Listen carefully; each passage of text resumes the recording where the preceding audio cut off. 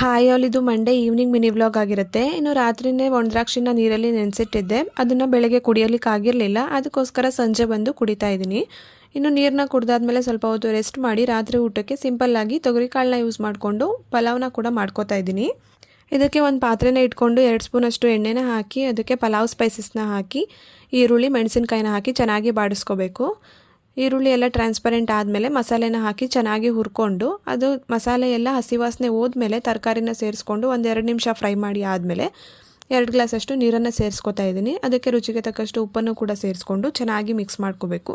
ನೀರು ಕುದಿಲಿಕ್ಕೆ ಬಂದಾಗ ತೊಳೆದಿಟ್ಕೊಂಡಿರೋಂಥ ಅಕ್ಕಿನ ಹಾಕಿ ಚೆನ್ನಾಗಿ ಮಿಕ್ಸ್ ಮಾಡ್ಕೋಬೇಕು. ಇನ್ನು ನೀರು ಕಡಿಮೆ ಆದಮೇಲೆ ಅದಕ್ಕೆ ಒಂದು 2 ರಿಂದ 3 ಸ್ಪೂನಷ್ಟು ತುಪ್ಪನ ಸೇರಿಸಿ ಚೆನ್ನಾಗಿ ಮಿಕ್ಸ್ ಮಾಡಿಕೊಂಡು ಲಿಡ್ನ ಕ್ಲೋಸ್ ಮಾಡಿ ಒಂದು 10 ನಿಮಿಷ ಆದಮೇಲೆ ಗ್ಯಾಸ್ನ ಆಫ್ ಮಾಡಿಕೊಂಡ್ರೆ ಇನ್ನು ಪಲಾವ್ ಕೂಡ ರೆಡಿ ಆಗಿಬಿಡುತ್ತೆ. ಹಾಗೆಯೇ ನನ್ನ ಹಸ್ಬೆಂಡ್ ಅವ್ರ ಕಂಪ್ನಿನಲ್ಲಿ ರ್ಯಾಪಿಡ್ ಫೈರ್ ಕಾಂಪಿಟೇಷನ್ ಇತ್ತಂತೆ, ಅದರಲ್ಲಿ ಅವರು ಪಾರ್ಟಿಸಿಪೇಟ್ ಮಾಡಿ ಪ್ರೈಸ್ ಕೂಡ ತೊಗೊಂಡಿದ್ದಾರೆ. ಅದನ್ನು